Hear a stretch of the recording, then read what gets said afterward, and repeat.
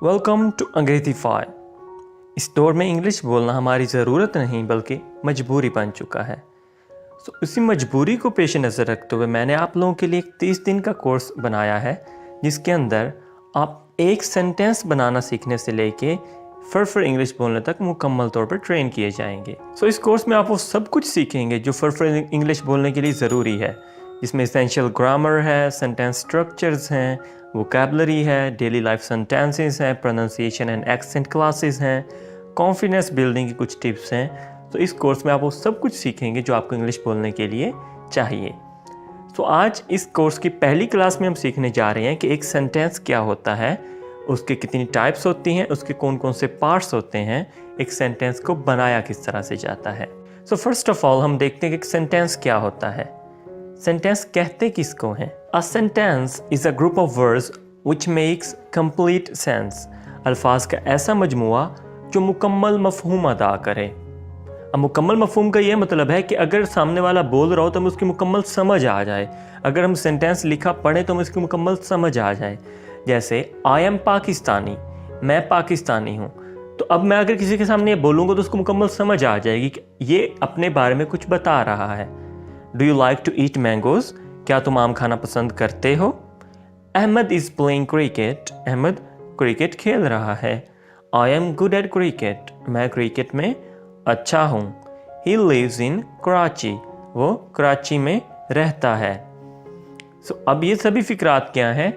इसमें हमें पता चल रहा है कि हमें कुछ बताया जा रहा है या कोई बात चल रही है जिसकी हमें समझ आ रही है, जिसका मीनिंग क्लियर है। अब आपको ये क्यों सीखना चाहिए?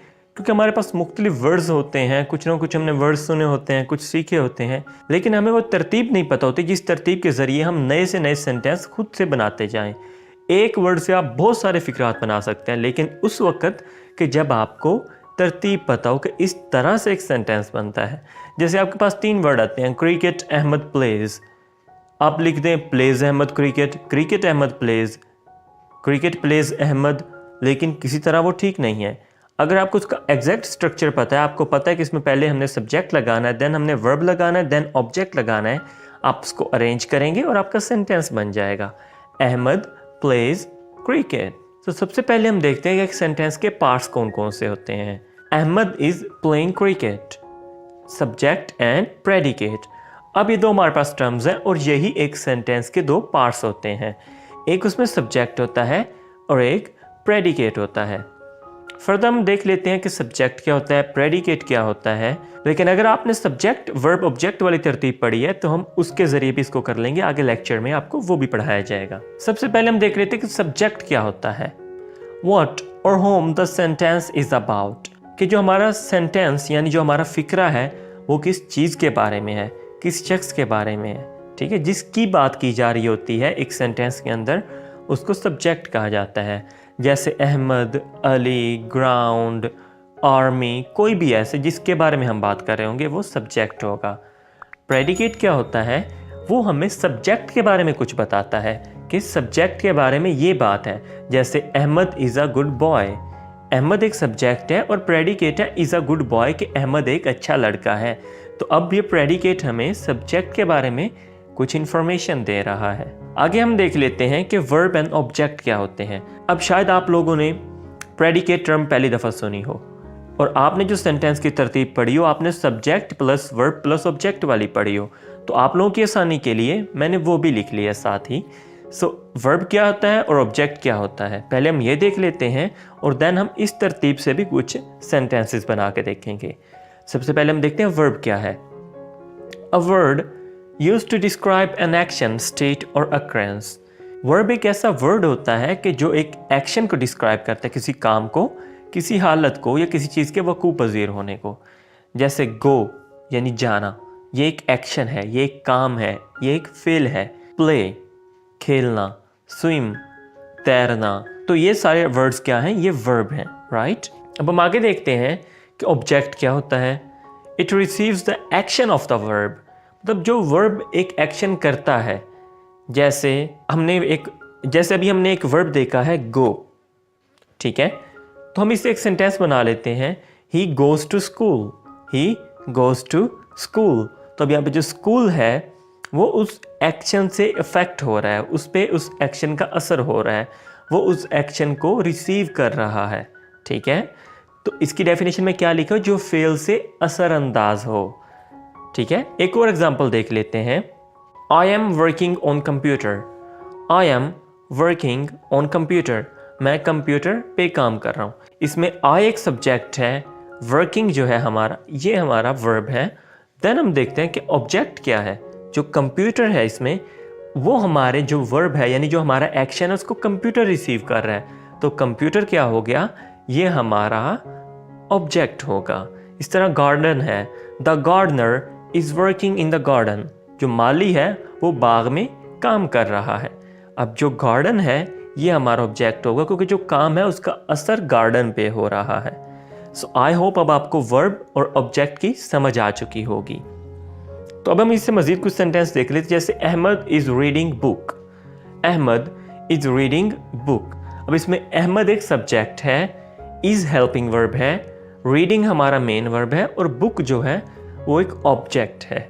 ठीक है, लेकिन अगर हम इज रीडिंग बुक इस सबको इकट्ठा देखें तो ये एक प्रेडिकेट भी कहलाता है। जैसे कि मैं पहले बता चुका हूं कि predicate basically verb, object, helping verb और कुछ प्रोनाउन वगैरह को मिला के बनता है। इस तरह the old man lost his stick. The old man lost his stick, बूढ़ा आदमी यानी द ओल्ड मैन, ये एक सब्जेक्ट है, इसके बारे में हम बात कर रहे हैं। लॉस्ट मतलब गुमा दी, हिज ये एक प्रोनाउन है और स्टिक क्या है, ऑब्जेक्ट है। स्टिक एक ऑब्जेक्ट है। तो अब अगर हम लॉस्ट हिज स्टिक इसको देखें तो ये एक प्रेडिकेट है। ठीक है, लॉस्ट हिज स्टिक एक प्रेडिकेट है। लेकिन अगर हम इसको अलग अलग पार्ट्स में देखें तो लॉस्ट एक वर्ब है, स्टिक एक ऑब्जेक्ट है, हिज जो है वो प्रोनाउन का एक केस है। राइट, सो आई होप अब तक आपको इन चीज़ों की समझ आ चुकी होगी, लेकिन फिर भी मैं आपको 3 एग्जांपल्स और देता हूं ताकि आपको ये अच्छे से क्लियर हो जाए और आप खुद से सेंटेंस बना सकें। सबसे पहले हम देखते हैं फैसल ऑफर्स प्रेयर। फैसल नमाज पढ़ता है। इसमें जो फैसल है इसके बारे में हम बात कर रहे हैं। ठीक है, he is the doer of action, और इसके बारे में हम बात कर रहे हैं। ये क्या है, सब्जेक्ट है। ऑफर्स एक वर्ब है, ऑफर्स मतलब अदा करता है, पढ़ता है, ये एक वर्ब है। प्रेयर जो है ये ऑब्जेक्ट है। इसी तरह हम अगला देखते हैं कि Adeel is taking bath. Adeel is taking bath, Adeel नहा रहा है। अब इसमें अदील सब्जेक्ट, इज हमारा हेल्पिंग वर्ब, टेकिंग हमारा वर्ब है और बाथ ऑब्जेक्ट है। I have completed my work, मैं अपना काम मुकम्मल कर चुका हूँ। आई एक सब्जेक्ट है, हैव हेल्पिंग वर्ब, कंप्लीटेड हमारा वर्ब, एंड देन जो वर्क है वो हमारा ऑब्जेक्ट है। सो आई होप अब तक आपको एक सेंटेंस के पार्ट्स उसको बनाने की तरतीब समझ आ चुकी होगी। इस बार में मज़ीद आप 5 सेंटेंस अभी कमेंट बॉक्स में बना के पेस्ट करें और मैं आपकी मिस्टेक निकालूंगा। Kinds of sentences. अब सेंटेंस जो है उसकी 5 टाइप्स होती हैं। Assertive sentences, interrogative sentences, imperative sentences, optative sentences and exclamatory sentences. तो हम सबसे पहली टाइप देख लेते हैं जो कि है एसर्टिव सेंटेंसेस यानी बयानिया जुमले। A sentence which gives some information, कोई इंफॉर्मेशन देता है, जैसे about facts, opinion and belief. Ali eat mangoes, Ali आम खाता है, हमें एक इंफॉर्मेशन मिली है कि Ali eat mangoes. Faheem is a student, Faheem एक तालिब इल्म है। एक इंफॉर्मेशन है, एक बात हमें बताई जा रही है, कुछ डिक्लेरेटिव बात है, कुछ बात हमें बताई जा रही है। द फार्मर्स प्लो, किसान हल चलाते हैं। They are not playing cricket, वो क्रिकेट नहीं खेल रहे हैं। हमें एक इन्फॉर्मेशन मिली है कि वो क्रिकेट नहीं खेल रहे। ही लिव्स इन कराची, वो कराची में रहता है। एक इन्फॉर्मेशन है ना कि वो कराची में रहता है। तो ऐसे सभी सेंटेंसेस जो हमें कुछ इन्फॉर्मेशन दे रहे होते हैं उसको हम बयानिया जुमले यानी असर्टिव सेंटेंसेस कहते हैं। अगली टाइप है इंट्रोगेटिव सेंटेंसेस यानी सवालिया जुमले। तो उसके नाम से ही क्लियर है कि उसमें कुछ सवाल पूछा जाएगा। A sentence in which a question is asked, ऐसा जुमला जिसमें कोई सवाल पूछा जाए, जैसे डज अली ईट मैंगोज, क्या अली आम खाता है। इज़ फ़हीम अ स्टूडेंट, क्या फ़हीम एक तालिब इल्म है। वाई डू फार्मर्स प्लो, किसान हल क्यों चलाते हैं? Are they not playing cricket? क्या वो क्रिकेट नहीं खेल रहे? Does he live in Karachi?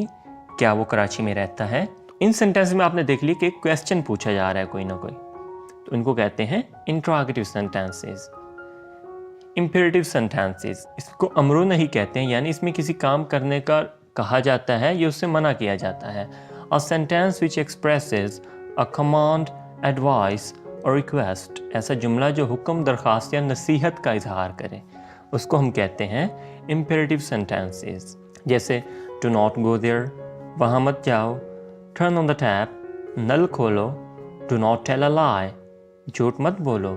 Speak truth, सच बोलो। ओपन द डोर, दरवाज़ा खोलो। अब इन सभी सेंटेंसेस में आप देखें तो कुछ ना कुछ उसको या नसीहत की जा रही है, हुक्म दिया जा रहा है या रिक्वेस्ट की जा रही है कि आप ये काम करें, आप ये काम नहीं करें, आप सच बोला करें। तो ये सारे क्या हैं? कोई हुक्म है, रिक्वेस्ट है या नसीहत है। अगली टाइप है ऑप्टेटिव सेंटेंसेस, यानी दुआया या तमन्नाई जुमले। उनके नाम से क्लियर है कि ये एक ऐसा सेंटेंस होता है जिसमें एक ख्वाहिश या दुआ का इज़हार किया जाता है। अ sentence which expresses a desire और प्रेयर, ऐसा जुमला जो ख्वाहिश या दुआ का इज़हार करता है।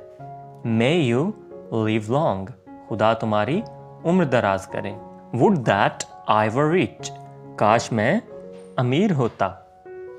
May you succeed in life, खुदा आपको कामयाब करे। मे your team win the match, आपकी टीम मैच जीत जाए। Would that she were my wife, काश वो मेरी बीवी होती। अब इन सभी सेंटेंसेस में आप देखेंगे कि दुआ या ख्वाहिश का इजहार किया जा रहा है, तो इनको हम कहते हैं ऑप्टेटिव सेंटेंसेस। नेक्स्ट और लास्ट टाइप जो है वो है एक्सक्लेमेटरी सेंटेंसेस, यानी इस्तेजाबिया जुमले। A sentence which expresses strong emotion, ऐसा जुमला जिसमें जज्बात का इजहार पाया जाए। Hurrah, we have won the match, आहा हम मैच जीत गए। ब्रावो, गो अहेड, शाबाश आगे बढ़ो। Really, I don't believe it, वाकई मुझे यकीन नहीं आता। A loss, they have lost the match, अफसोस वो मैच हार गए। Hush, the baby is sleeping, खामोश बच्चा सो रहा है। Right, so these are exclamatory sentences जिसमें हम एक स्ट्रॉन्ग इमोशन को जाहिर करते हैं। सो अभी कमेंट बॉक्स में अपनी अपनी प्रैक्टिसेस आपने सबमिट करवानी है, जिसमें आप हर टाइप का एक एक सेंटेंस बनाएंगे और उसको कमेंट बॉक्स में पेस्ट कर देंगे, ताकि मैं आपको चेक करूं और आपको उसका रिजल्ट बता सकूं, आपकी करेक्शंस कर सकूं। मज़ीद क्लासेस और उनकी अपडेट्स हासिल करने के लिए अभी से हमारा चैनल सब्सक्राइब कर लें